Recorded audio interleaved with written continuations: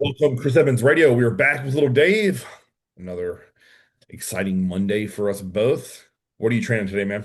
I got arms. I did back an hour and a half ago. Oh, nice. Yeah. Nice. It was such a great fucking day. Oh, it was one of those sessions where, like, at Elite, the AC was actually off again today, and he just had Oh, the perfect. doors open. And within like the first exercise, I was just pouring sweat. And yeah, it was just like, it's one of those pumps where like each exercise progressively built off of the last one. Yeah. And then by the time I finished, I was just so utterly trashed. I was like, oh, thank God, that was such a great day. And Yeah. then I'm gonna eat some cream of rice. I love that. Right. I don't know what I think the chocolate brownie will always be my favorite, but that peanut butter cookie, man, it's just doing it for me right now. It's great. Same. That one's really good. Dude, honestly, that baby batter is fantastic. Yeah, all agreed. Like, it's like just different enough where it's like, I actually just did that for my last meal. Okay. I did cream rice instead of regular rice, Oh, but I right. just Okay. all baby batter. Yeah. And that with berries in it is just stupid good. I've thought about putting some like dried pineapple in there, but I haven't Yeah. tried it yet. Oh, that could be good. Yeah. That because someone said on that flavor game group that I'm in, they said if you mix the cream pie and the baby batter, that's a really good combo as well. I can see it. Yeah. So, I mixed the lemon pound cake in the baby batter the other day, oh heck yeah. and that one was really good. Mhm. Yeah. Yeah. I finally got a bag of the baby batter after I got back from being with you because I tried it with you and I was like, oh, it's very. I don't know how to describe it. It was like Yeah. tasted so refreshing to me. Yeah. Now It's just like a nice change of pace because like right, the if you do just the brownie, it's dark enough, like it's strong enough where you're like, this is really sweet. yeah, yeah, So like that can be really good, but sometimes it's just too much. right, yeah, And that one's like a nice middle ground of like it works with so much. yes, agreed. I Ty used to really like that taco one from Pride Foods, and he'd mix ground beef in it. That could be Yeah, good. it was okay. Like I tried it a few times, but I'm like, I don't know. It's the savory cream of rice doesn't really do it for me. I prefer something on the sweeter or like cinnamon based. Yeah. That's Um, where I am at too. And I don't like savory cream of rice. no, I've seen like Like a lot of at that people. point, I'm just gonna do rice. Correct. Yeah. Because I've seen a lot of people like they're starting to mix like their beef and their chicken into like oats and cream of rice, and I'm like, I'm gonna eat them separate all day long if those are Yeah, paired. same. I'm right there with you on that one. And honestly, like if I'm gonna do meat, not eggs, but meat, I actually prefer what I've always done with you is like a little bit of rice and then a lot of cream of rice. So it's like the rice Yeah. will help me get the meat down, and then I actually like olive oil with that, and then just eat the cream of rice plain as opposed to say putting almond butter or peanut butter on the cream of rice or coconut oil. Yeah. Um, so yeah, I'm trying to think I'll have the Samoa one on Wednesday, and I am so hyped for Dude, I have a countdown on my phone that. to remember to order that shit. Right. Yeah, as soon as it comes in on Wednesday, I pray that what happens is, no, you know what? Wednesday's an off day for me. So I most likely won't have carbohydrates. So maybe I'll wake up and be extra shredded and be able to have it in my final meal. We'll see. Yeah. If not, it's leg day on Thursday, so I will definitely eat it It on. will be happening. Correct, correct. And I'll let you know how it goes. But we had a really good question. We had two good questions this week that I thought you and I could dig into. And one of them was from one of your clients, Nate Swan. And that's the guy you said just won a double overall, right?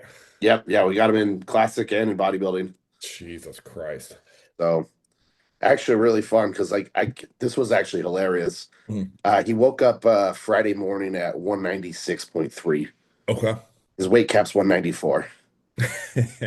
And I was like, sweet, we're right here. Right. So I didn't want to cut water or anything crazy like that. Yeah. So I pretty much just low fooded the shit out of him. Right. Yeah. Like he had, 3 ounces of protein, three times four, Right. and no carbs, no carbs, no carbs, no carbs. And then the first meal and the third meal had 5 grams of fat. Oh, right. Okay. Yeah. Basically, just not to like let him die. Correct. Yes. And he hops on the like he went and got his tan first, Okay. and I was at check-ins, and he hops on, and he's wearing like gym like sweats, Yeah. and he hops on that because he just got tanned, Yeah. Yeah. Yeah. right? Does and he doesn't have trunks. This is the best part. He doesn't have trunks. And hops on the scale and it says 195.1. Oh, right. And I'm like, dude, do you have your trunks? And he's like, I don't. And I look at the lady who's weighing him, and it was like, can he weigh in on a sock? And Right. she's like, I don't care. And he hops back on the scale and it says 194.0. Dub. And I was like, nailed it. Right. Yeah. Could not have gotten closer. That's perfect. And it Yeah. was nice too, because like I didn't want to run him into the ground like cutting water and all that shit, because his body hates it. Like trial runs of that were like, hope to God we don't have to do that. Right. I'm just gonna get you as close as possible without doing any stupid manipulations. Right. And that was the good call, but it was hilarious That's on great. the Again, just another prime example of get in shape and you don't have to fuck with sodium and water and diuretics. yeah, Like, uh, and you know what's wild is I talk to countless guys who are seasoned veterans who are other coaches and like I don't understand how you do this with people. Like, how do your guys drinking? And I'm like, have you ever tried not cutting water with your guys? And they're like, no. I'm like, you should try it. And they're just blown away. Like, well, how much diuretic do you have to give them? Zero. So how are they dry? They're in shape. Huh. What does that mean? right. I, Yeah. I I think the best way I've explained it to people is like when you're 2 weeks out and you're at the gym and you look stupid, Right. how much water have you had? Right. Like hopefully a fuck ton. Right. A gallon or more. Yeah. Yeah, Mhm. probably close to two sometimes if your diet's hard enough. Mhm. You know, Yeah. it's like Yeah. it's like right, cool. You're full. You're dry, and you're hard. It's like, what did you do to get to there? It's like, oh, that you know. Then you look at it that way, and you're like, oh, we're just being retarded with our manipulations. Correct. And to me, like, here's how I've always thought about it. If you really assess someone's look and you say, okay, if, for example, they're the driest when they wake up, they're the fullest post lift, and then before bed, depending on the food that day, they could be either a little spilled, a little flat, or bang on. So if you take those three assessments in my mind, and then you find the perfect balance of both, of dry and hard and full, and you just marry that, right? So it's like it creates a scenario where, in my mind, what I'm always looking for is it's a perfect combination of both, right? Because I mean, I could bring someone like fully wrung out, and I've done it, but they lose that pop. And if you're bodybuilding, you can't do that. Like you're gonna lose. Yeah, Um, Now, I mean, obviously, in a perfect world, you're blasting full and dry, but unless you're like really genetically superior, 9 times out of 10, you have to play a percentage game on both of those. You can't nail 100% on both. yeah, So that's what's always interesting to me is like you said, like I know personally, post lift, that is going to be the best I look of combination of fullness and dryness and like crisp. When I wake fresh out of bed, I'm probably the driest all day, but I sacrifice pop to the muscle. yeah.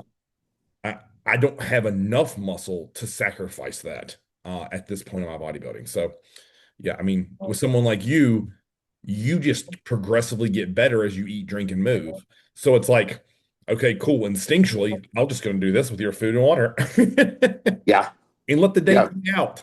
Like other people, like I may have to do like a push and a pull type of thing. Give them some food, pull them back. Give them some food, pull them back. And then with liquid, like uh, someone like you, I let them free drink. Others, I may say, have 20 ounces with every meal, have a coffee in between meals. Others, I have to like maybe be a touch more aggressive and do like 8 ounces or sometimes even six for women. Depend upon how they're skating that line. And a lot of times, like that could also be for like stomach fullness as well. But yeah. I cannot remember the last time I had someone cut water at 24 hours and not drink anything. I can't even remember when I've done that last. It's been years. So Yeah. yeah. Um more of us bang on that drum, right? Right? Yeah, no joke. And I can't remember the last time I've given someone a diuretic either. Yes, lie. 2017 Masters Nationals, I had one of my guys suck on a Dizod for 22 seconds and spit in the toilet. And that was only for here. How much are you really getting on it if you're like sucking on it like a Jolly Rancher? But he had to have it. So I was like, fuck it. Suck on it for 22 seconds and spit. What's 22 seconds? I was like, I don't know. I just picked a number. And he's like, okay, cool. Yeah, the Chris's, hit it with a hammer and then send me a photo. I This want you to take that that. that That little, shard, yeah, that shard right there, that'll do the trick. right. I've I've talked to I joked around with some one of my guys. And I was like, okay, bust it up, lick the tip of your finger, and just dip it in the dust, and then that's what you get. And they're like, really? I'm like, no, don't take that shit. Shut the fuck up. This isn't a pixie stick. Um, but yeah, let's get into your question here, Nate's question here, because it's honestly like this is something that I wish more guys would question and ask, because the common culture of bodybuilding and PEDs is always like, when can I start? How fast can I start? And how high can I take it? And his question is, um, can you all make a list for people wanting to start performance enhancing drugs? I always get people asking me and would much rather direct them to the people I trust with decades more experience and knowledge. So, what would be a checklist of things you would want to have either accomplished or under your belt before you even put in your first order for gear? So for me personally, like what I would do, and I have done with myself, like the stipulation when I started gear was like I could get lean first. Yes. Yep. I wanted to be under 8% Yep. and did that. And then that's what, and then so get lean first. If you can't get lean without drugs, Right. you need to rethink a lot of fucking things you're doing Agreed. because that's not the secret. If Mm, you need retatrutide to be able to diet, you suck as a bodybuilder, agreed. right? Like it's a tool. I don't care if you use it or not. I think it's somewhat stupid, especially in like open bodybuilding. Like I don't know how guys are eating like at all with it No. because we're still performance based creatures, even though it's a bodybuilding pageant, it's a beauty contest, whatever you want to call it. Right. But we're performance based creatures, and that requires eating like an athlete. Right. And eating like an athlete doesn't mean starving. No. It may mean not eating a lot of food at the tail ends of your day. Like in a contest prep, you may be eating protein up until around you train, Right. but then and protein is the hardest macronutrient to eat. Right. So you get rid of hunger signal and you can't eat, or you're nauseous because you're eating 8 ounces of protein. You're just gonna just wither away. Right. So random rant on that.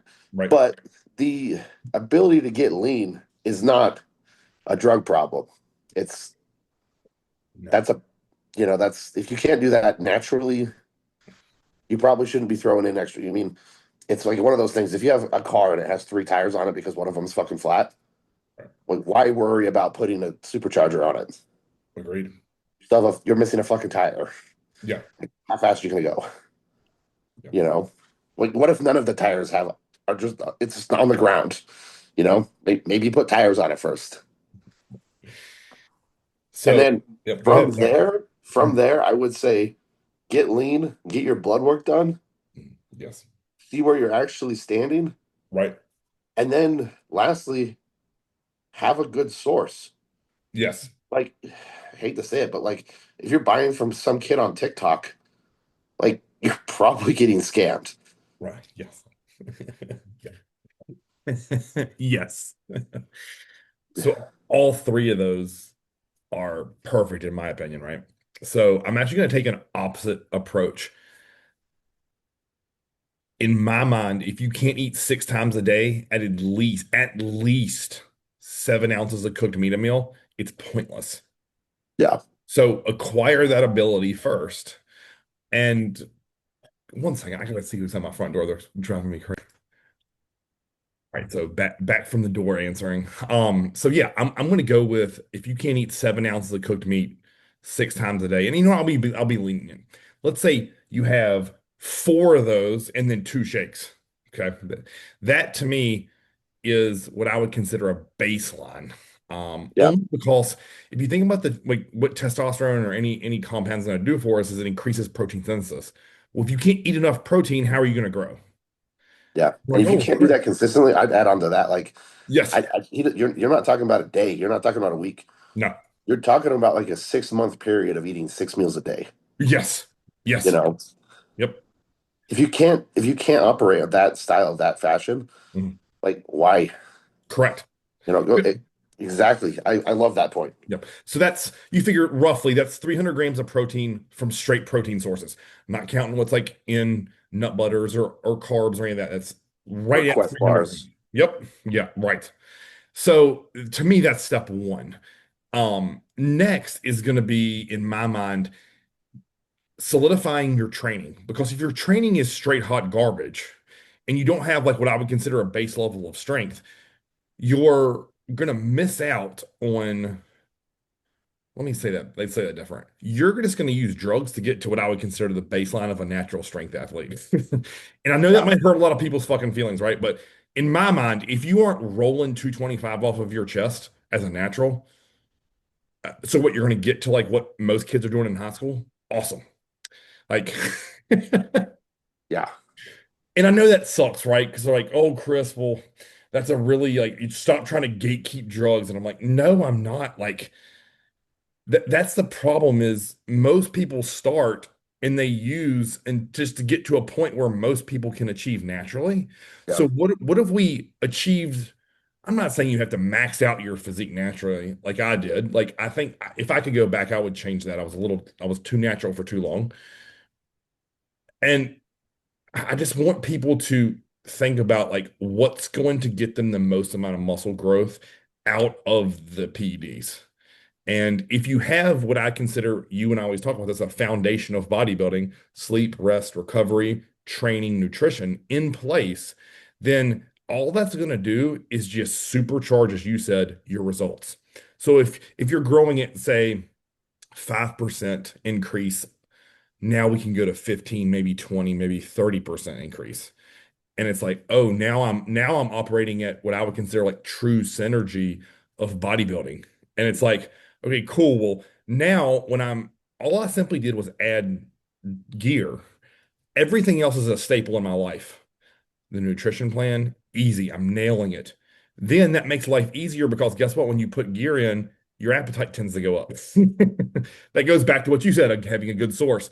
If you have shitty drugs, you're going to get the test flu, you're going to feel like death, you're going to have lumps and knots and bruises, and you're going to be sick to your stomach. So, another little fun fact there to kind of tie in with what you said. If you have fake bullshit, you're going to feel like death. If you have a good source, like it's gonna make hunger go way up. And that's one of the reasons why everyone says, Chris, why you like growth hormone so much? I'm like, that makes me so hungry. And then on the flip side of that, it allows me to push calories really low and not lose roundness when it comes to peaking or contest prep, whatever you want to say. So to me, step two and three is going to be baseline level of nutrition and a solid training program. And that Yeah, means you've mastered what I would consider the basics. Now, I mean, listen, I say master, that's probably a little aggressive because I feel like you and I are still trying to master training. yeah. Um, In reality, I mean, that's like the thing with training is there's no end point. yes. Like you, that always makes me laugh when people say they're, I get someone who's like, I'm advanced at training. I'm always like leery of that. I'm like, yeah, man, you're 165. I wouldn't even call myself advanced. Right. Yes. You Yes. know, like I would probably call Milos advanced, Yes. Yeah. and that's you know someone 4 like that, or decades of training. Charles Glass. Yeah. You Yes. know, Yes. like that guy has a different.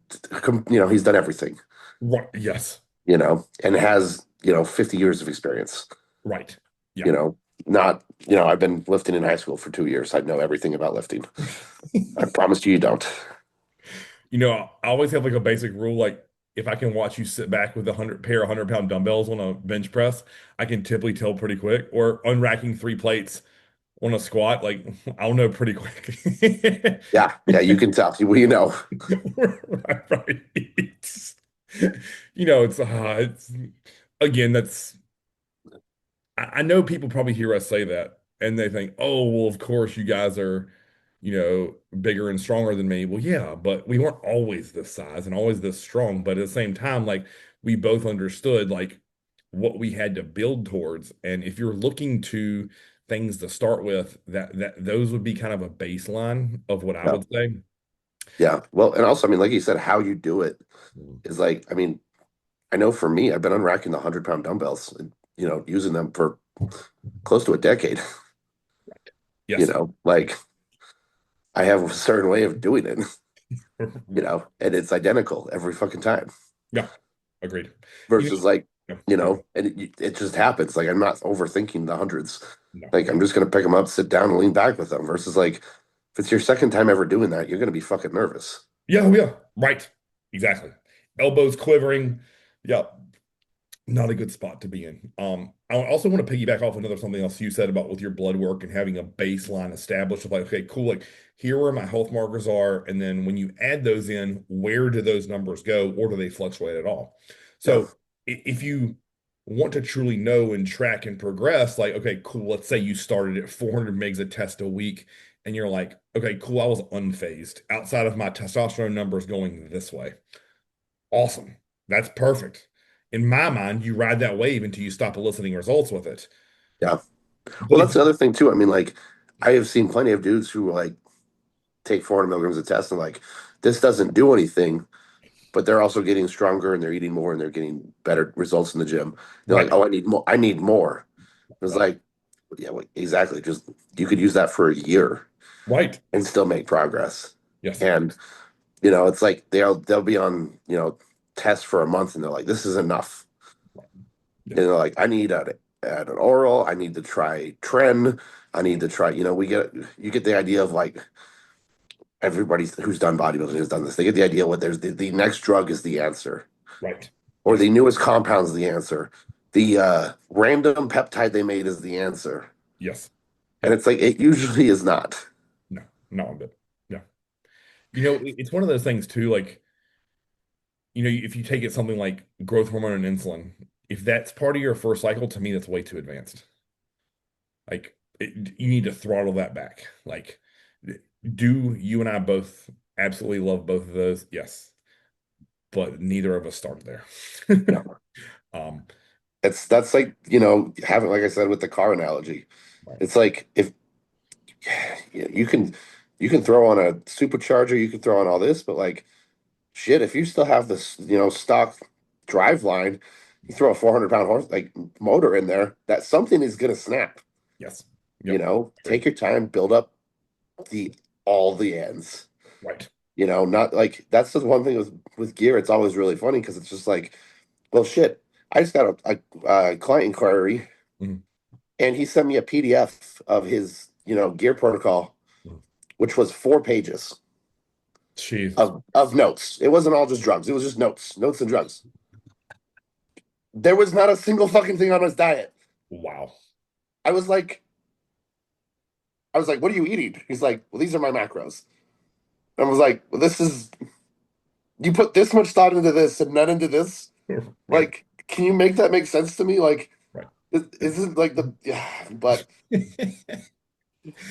Yes. And that's the funny thing about, I feel like this culture is they obsess about peptides and insulin and growth hormone and gear, but they put so little thought into nutrition and training, where you and I are part of that like dinosaur dying breed of like, how can we find more to get out of training and nutrition and eat more ways to eat more food and then use as little supplements as possible to continue to grow.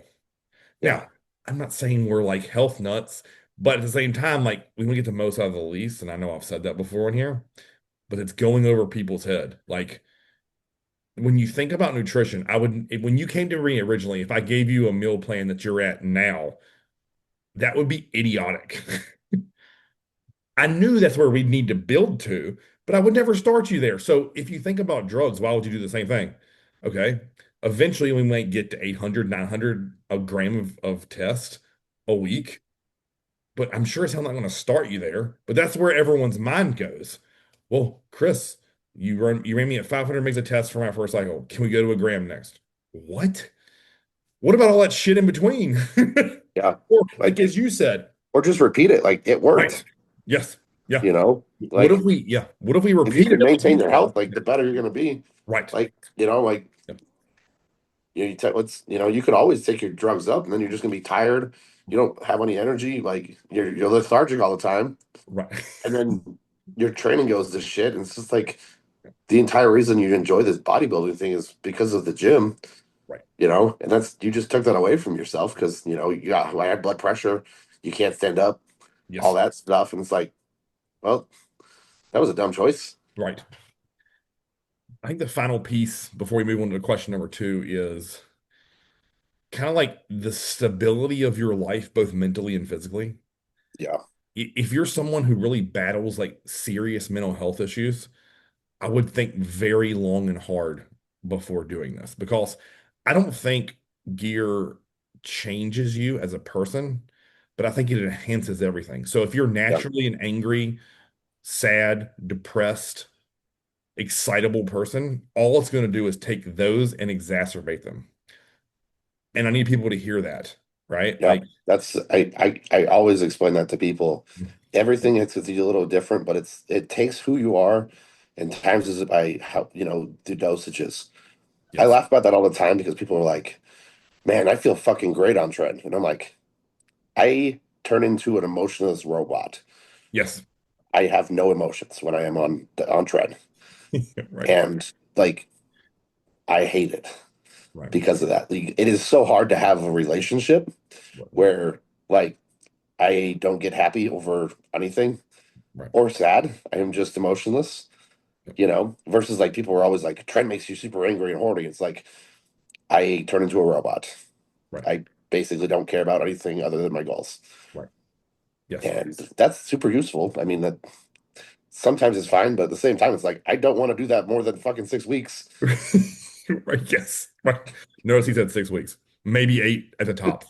Um, yeah, fun fact, right? I wonder why your blood work is so good. Yeah, no joke. Yeah, yes. So, I've worked with a variety of individuals who really have significant like PTSD issues, depression, sadness, and I'm always like, man, like I would highly, highly recommend like getting those under control before you look to add anything or to add compounds that may make that, like you just said, Tren is a perfect example. If you have depression issues, I sure as fuck will not take that. If you're having like mental breakdowns every day, it's just gonna make it worse. If you have high anxiety, dear God, run, run, run. If you have sleep issues, why are we taking this? All questions, because I've gotten people peeled on stage with no drugs, some drugs, and a lot of drugs. That's just me being honest. And none of it mattered because if I know what variables I have to play with, I can manipulate those variables and make them work for you. Yeah, So I- I've said this before. One of my best looks ever was with Matt Porter, and I was on so little supplements. I'm not even going to say it again because people don't believe me. I'd show you the photos, and you're like, good fucking God, you're blasting full. That's because I peaked perfectly. Simple as that. And it taught me a very valuable lesson. Hard work beats fucking everything. Now, was I going to turn pro with that look? Absolutely not. I wasn't big enough. But to that date, that was one of my best looks ever. So, and I'll still like looking at those photos. I'm like, God, I look fucking cool there for as little shit as I was on. So it's kind of like my thought process when it comes to that. I think the final thing that I said there with being financially stable, and you and I have talked about this before, if you have to choose between health supplements and gear, you're not in the right spot to take gear. yeah, Take them together. If you can't afford them, get a second job, get a better paying job, or save your fucking money. yeah, yeah. Simple as that. Stop paying for gear if you can't pay for health supplements. Yes. Yes. Like that one blows my mind Yep. Agreed. all the time. I get someone's blood work back, and I'm like, these numbers don't make sense to what you've been telling me. They're like, well, I haven't been taking any of the health supplements, Yep. and I've been taking extra Anadrol. Yeah. Jesus fuck. They're all right, cool. I mean, like, those are your choices. Right. I mean, it just means your health phase is going to be long as fuck. Right. Correct. And I mean, again, that's always one of those things like where it's like you're robbing someone to pay someone else. Like that's how I kind of look at it. if your body's not in harmony, it will not grow efficiently. So Yep. you need to make sure your heart, your kidneys, your liver, all your internal organs are in a good spot. So again, to me, like that's just kind of what my belief system is. Or just, hey, guess what? Use less gear and invest in health supplements. Go out less on the weekends. Don't buy Starbucks every day. Go get a fucking ambassadorship to a supplement company that has health supplements and you get 20 to 25% off. I'm telling you, use your brain. If there's a will, there's a way. You can figure it the fuck out. Like I really believe that in my heart. All right. Yep. So we had another question where I actually thought was completely different and is training related, which you and I love. This guy asked, he said, I'd like to get your opinion on training splits for classic versus men's physique. Would there be a difference in training style, like more volume for men's physique guys for their back and shoulders? So if you had a guy come to you, or two guys come to you and they said, hey, like, I'm going to do classic, I'm going to do training. Sorry, I'm going to do classic, I'm going to do men's physique. How would their training differ in terms of, let's start with training split. Well, if all things considered, they actually have like they're really balanced. Yeah, let's This say they're is where it both. gets kind of funny because like you get someone who's competed in men's physique, more than 3 times. Generally speaking, they're all upper body dominant. You Yes. know, Yep. I hate to say it, but like that's because they don't train legs as much because they don't need to. It's not part of their division. Correct. I know they're changing that a little bit, but I mean, like, fuck, you guys' legs are still 14 inches around. Right. Yes. I mean, that's just a fact. Yes. Yes. Um, but so, I mean, men's physique one's pretty easy because you're probably going to do back and shoulders twice a week. Yeah. Because, and I mean, maybe some more arms because you can handle the volume, Right. but there's not going to be, chest is in there as well. But I mean, it's generally back width and shoulders. What are the primary drivers of everything Yes. and abs. 1000%. And you have to have a great like skincare hair routine. All right, that's just me being a dick, but it's true. You have to be good looking to do men's physique. I'm sorry if you want to do well at it. Uh, Yeah. but no, I'm with you. Like a men's physique guy, I'm going to give them legs no more than once a week. And I might even do legs every 10 to 14 days, to be honest with you, depending upon how much their upper body needs to come up to be competitive. And that's just me. That goes against what I believe in personally, but that's me coaching to a division, right? Like Yeah. Yeah. understanding that this guy's married to that division. He wants to do that and wants to win. So I'm gonna do the job he hired me for, which was to help him win shows or be better in the division. So for legs, I'm going to have that weight pared down. And honestly, it's going to be like a more of a maintenance style thing. Like we'll do a leg curl, a squat, a leg press, an RDL, and one thing for calves. Like literally, that's what Yeah. their leg days are going to look like. And it's probably not going to be a lot of intensity stuff. It's probably going to be like a top set and a back off of each of those. And then that's it. So you're looking at what's that, 10 sets for legs?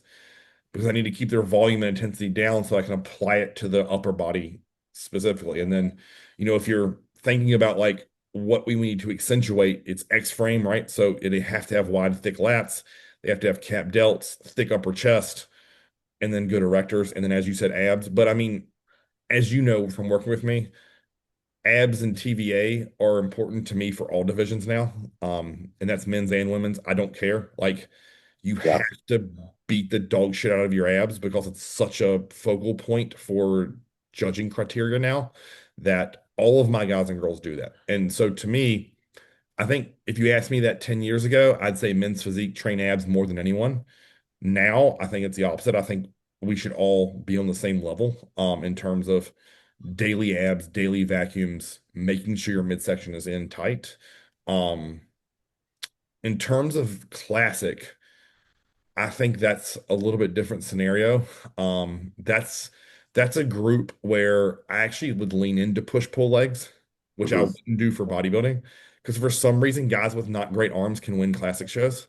So push-pull legs is a great split for them, where I would have like a quad and adductor day, I'd have a hamstring glute day, and then I would have like back width, back thickness, and I'd have one day where they're doing a lot of chest and giant sets for shoulders, and then I'd flip that the next chest and shoulder day, and I would do a little bit of chest, a lot of shoulders, progressive overload, and then obviously you're tacking arms on the end of push and pull. So that's how I would make that look for in terms of training split. And I think at the end of the day, you and I'm sure are going to agree on this is training needs to be hard. It doesn't matter to the division. Yeah. Muscle grows one way, and it's hard, hard sets. So no matter the division, wellness, bikini, physique, classic, doesn't matter. If you want to grow muscle, you have to train the muscle hard. So sets and reps and things like that, to me, all are married together, and that doesn't change division to division. Yeah, I agree with you 100%. So, It's gonna, the what you train is gonna be what your division is. right. And like, it's not so much how you like you said, how you train it. Every division, bikini to, open bodybuilding, it needs Yeah. to be hard. Yes. Yeah. Like we're not endurance athletes. No. Doing a lot of reps with little intensity is not gonna do anything for your physique. Nope. You know, doing, you know, and we're not power lifters either. Doing sets Right. of 1 to 3, like fucking stop it. Right. Agreed. Like it doesn't need to be that heavy. Agreed. Yep. Then the heavy's relative. Like, I mean, I've done 4 plates on an incline for 8. It Right. was heavy, but it was for 8 reps. Right. Right. Yes. It wasn't for 2. Right. It's one of the things like where I think maybe I learned that like Tom Platt's quote where he's like, it isn't heavyweight for low reps, it's heavyweight for high reps.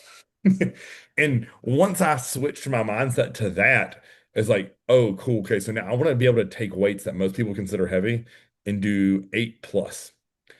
That to me is what I call truly impressive, right? Because we've all unracked like a hard set of squats or deadlifts for like 3 to 5, 3 to 6 reps.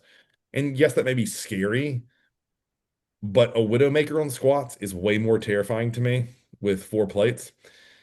And knowing I have to find 20 plus, like that's you talking about getting my heart rate elevated and make me not sleep at night. That will keep me awake. Yeah, agreed. Like, and when you initially unrack that, like 405 is not going to feel heavy on a squat. But tell me what it feels like after 12 reps and how bad that burn is, and knowing you got to find 8 to 10 more. Like, Yeah. so yes, what you just said is 100% true. Like, it's interesting that people feel like they have some like magic secret for making a men's physique guy's chest look a certain way. It's the same way that Ronnie did it. It's the same way that Jay did it. The same way that Branch did it. If you want more chest thickness, you got to press hard and heavy. And I believe that in my heart. And the Yeah. best men's physique guys, if you watch them when they train, they're doing that same shit. Do they Yeah. have some maybe cute and fluffier exercises they finish with? Yes, but the bulk of their muscle tissue was built the same way as open bodybuilding. Mhm. And I And feel like I go ahead. also like pointing this out too. Yeah. If you watch the pros at the upper levels, bikini, it also in classic and in men's physique where they have caps, Yes. they already have the muscle. Right. Yes. There is a huge difference between having the muscle and building said muscle. Right. Agreed. And so many people they talk about in absolutes because they forgot how they built their muscle. Yes. You know, the thing with like Branch Warren and Ronnie Coleman is they were always striving for building more tissue. That's why their training remained fucking crazy. Right. But take a gander at like Dexter Jackson. Right. Yeah. He started his journey doing compound lifts like a madman. Right. And then as he got older, he maintained and worked more into free weights, still trained hard, kept his muscle, Right. but in a different route that didn't leave him, broken. Yes. But he wasn't putting on muscle every year. He was staying the same. Right. Yes. So keep that in mind when that's all you want to do is the pretty stuff. Right. You will do a really good job of maintaining muscle, going to the gym and training hard with fluffy exercises. Yes. That's not rocket science. No. No. But that's probably not your goal if you're an NPC athlete. Right. Like your goal is to grow and get better. Yes. Like fall if you're a bikini girl and you did your first show and your feedback from the judges is more glutes, doing just kickbacks because that's what you saw some pro do on YouTube versus like learning how to squat, 315 Right. or something stupid like that, leg press like 8 plates or something for reps. Right. All you're gonna do is focus on a 40-pound kickback Right. for glutes, the biggest muscle in your fucking body. Right. Like Yeah. you think a kickback is gonna do that building, Right. you know? Yeah. It's interesting. A lot of times when I tell my wellness or bikini girls who really need to add muscle, I'll give them some like scary ass goal. I'm like, you need to learn how to hip thrust 4 plates or four and a half plates for 15 plus reps. What? Yeah. You need to learn how to Bulgarian split squat deep on a foot elevation with a 70-pound dumbbell in your hands at the end of your leg day. Yeah. Chris, I want to Actually, use. I wasn't even a client, but she was asking me, she's like, I just I can't figure out how to build big glutes. Right. And I straight up told her, I was like, I've never seen a girl who can use the Body Master hip thrust, the machine one. Right. I was like, I've never seen a girl who's done 4 plates for 20 have a small ass. She's like, Right. she said 4 plates for 20. She's like, I'm using one. And I'm like, figure out how to get to four, Correct. then Yep. figure out how to get it for 20. Right. And that doesn't start with just putting 4 plates on it. That's starting with doing 1 plate for 20 Yes. and then throwing on a quarter and doing it for figuring how to get that to 20. Right. And then throwing on another plate, getting that for 20. And doing that over time Yes. while pushing your food up. Right. Yeah. And you know what's funny? I bet you could have taken her over there that moment, no matter if she trained glutes the day before, and she could have probably gotten 2 and a quarter Yeah, for 8 to 10. Easy. yeah, And she'd be like, how did we do that? I'm like, no, I just took the governor off. Because yeah, here was saying, I'm a girl, I'm a bikini girl. I only need to have a plate on there. Why? Like the amount of times of people I would train in person on at Golds with that side back squat press. And I'm like, how many plates you get up to on like a female? And they're like, oh, maybe two. I'm like, okay, cool. And the next thing you know, like I'm just talking to them. I'm like, let's just do sets of 10 until we miss. I'm like, okay. And we're just shooting the shit. And I'm just loading plates. Next thing you know, we look down, we're doing 5 plates aside. And I'm like, you just hit that for 12. What have you been doing? And she's like, I didn't realize I could do that. I'm like, yeah, you did it with pretty good form and ease too. And they're like, yeah, fuck. I'm like, yeah, like you've been training with a governor on. And I say that to so many people. I've said that to so many people over the course of my in-person training career of guys that are like, they're scared of putting more weight on the bar. Like they have a barrier in their brain of like anything over 275 on a bench press is heavy. Okay, cool. No, it used to be heavy. We're going to do 3 and a quarter, 4, and watch your chest grow. I mean, I said that to you years ago. Your chest sucks. Find a way to do 315 for 10. And you said, okay, cool. Done. I didn't give you a fucking roadmap. I just said fucking figure it out. mhm, Weird. You did that, and next thing you know, what? Oh, your chest is one of your best body parts now. Weird. Strange. yeah, yeah. Some fancy, training split. It was a matter of getting stronger in the same rep range over time. Yep. Yep. Everyone's looking, I think, for like their coach to give them some like secret. And a lot of times, like, I think I just need to get in people's head and be like, you're better than this. Show me. Yeah, And it's as simple that's as that. yeah. I mean, there's so many times where, even just like the clients I have when I have an opportunity to like even just go work out with, Mhm. and they're like, "Holy fuck, that was harder than anything I've done." I'm like, "That should be your normal Tuesday." Correct. Yes. That was not anything special. Like that's like taking shit to taking the governor off, like you said. It's Yep. just like that needs to happen more. Yes. If you can't do it every fucking time, cool. Learn how to. Hmm. If it's legitimately, if it's one exercise and one set per day, that is a lot better than zero. Correct. Yes. Yep. Because at the end of the week, that's 5 good sets. Yes. That's fucking great, Yes. and that you can build upon that. You Yep. know, and if you do that for a month and then you start doing 2 sets just like that, you just doubled that. Yep. You know, Yep. like that's the cool part about that is it's that room to grow is so much. Mhm. And that's what I mean when when I talk about the people who like I'm still learning how to do that. Yes. Like I might have 10 sets for legs and 5 of them might be fucking phenomenal. Right. But I know I can still get the other 5 to be better. Yes. I'm not going in thinking I'm fucking Mr. Perfect, Mr. I'm going to do everything right. It's like I still have plenty to learn. Yes. Yep. Yep. I'll give you a great example. On my last leg day on Thursday, I've never been above 3 plates on that Tom Platt style hack squat that I have us do, where your feet are like low on the platform, you sink Well, down, you go up on your toes, right? And I had in my mind, I was like, why have I always just stopped at three? And what am I protecting? So today, that day, I was like, you know what? I'm gonna put on four, and I'm gonna superset that with a sumo hack squat to crush my inner thigh. So my thought was like, hammer my VMO with those with a new weight, and then go right into like a sumo stance where I'm like really strong and finish the set. And I'll tell you what, man, like my legs were sore for 4 days.